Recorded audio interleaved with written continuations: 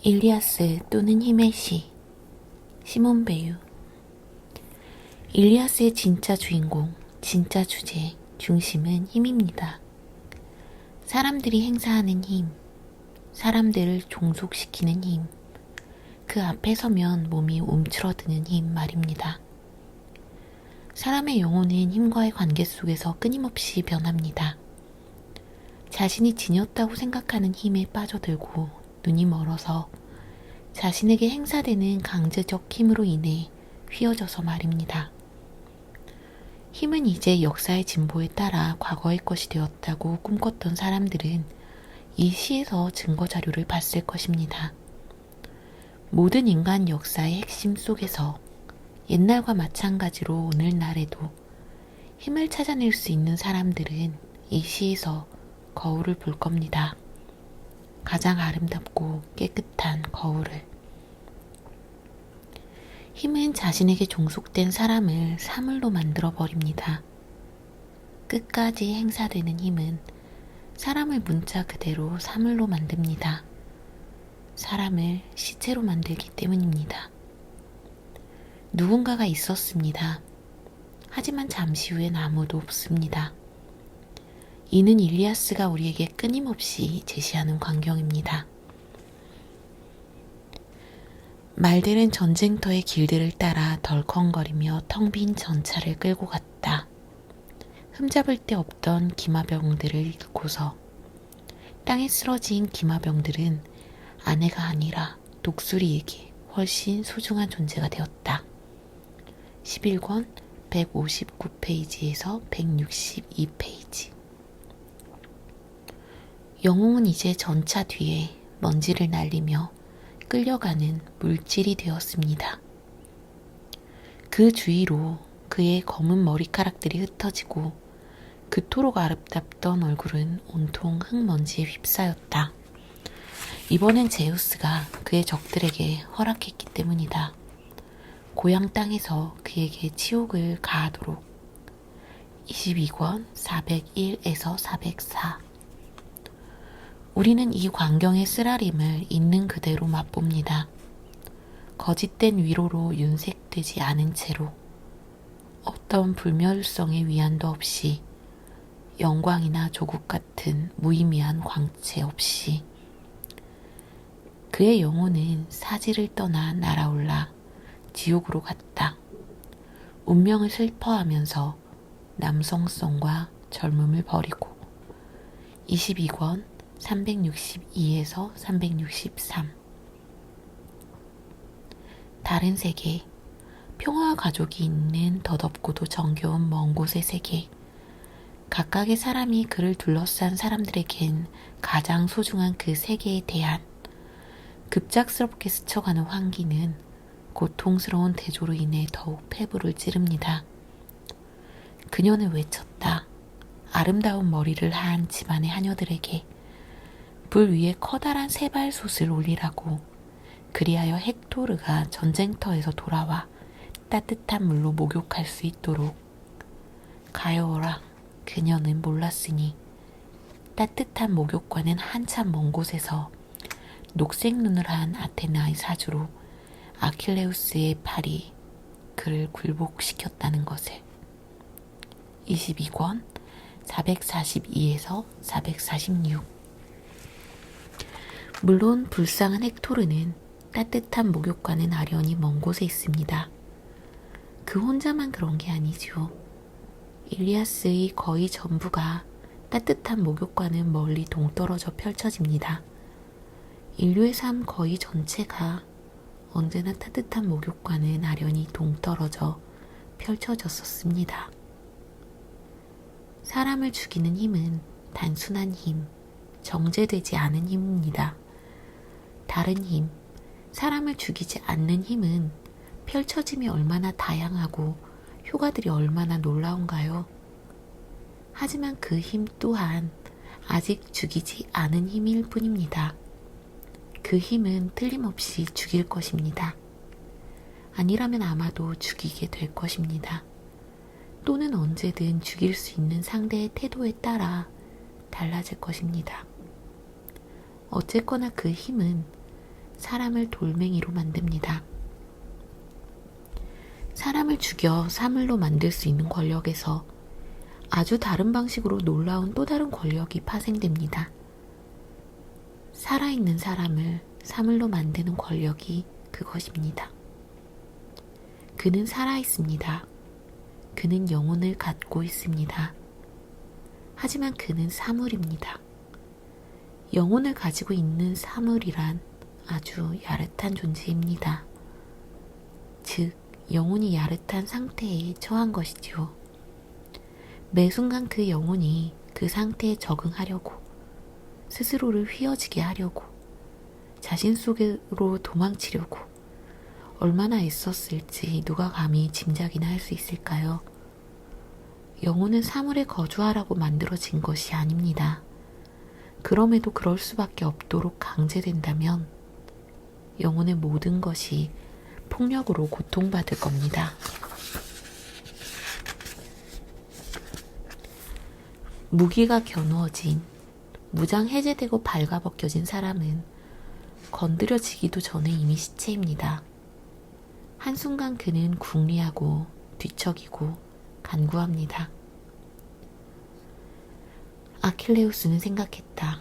움직이지 않은 채 리카온이 공포에 떨며 다가와 애타게 무릎을 붙잡으려 했다. 그는 가슴 속으로부터 원했다. 나쁜 죽음과 어두운 운명을 피할 수 있기를. 21권 64에서 66.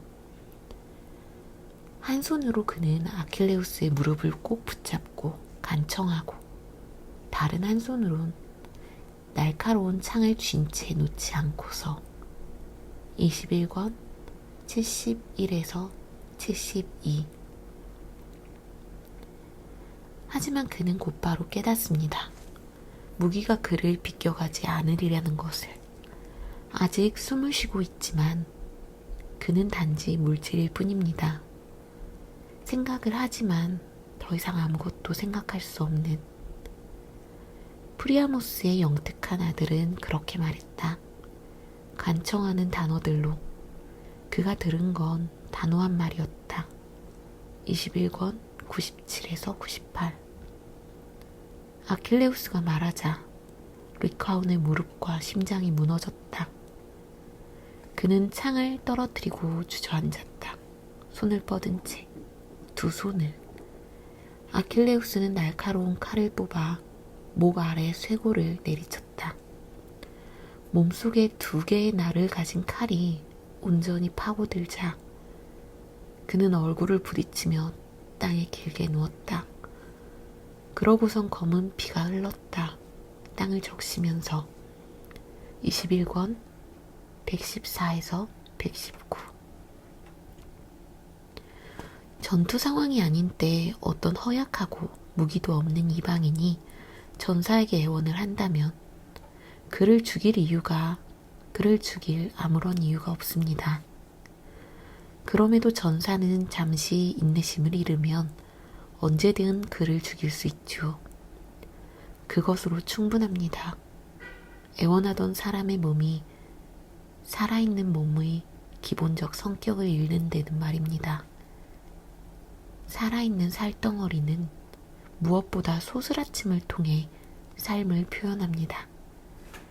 개구리의 뒷다리는 전기 충격을 받으면 소스라칩니다.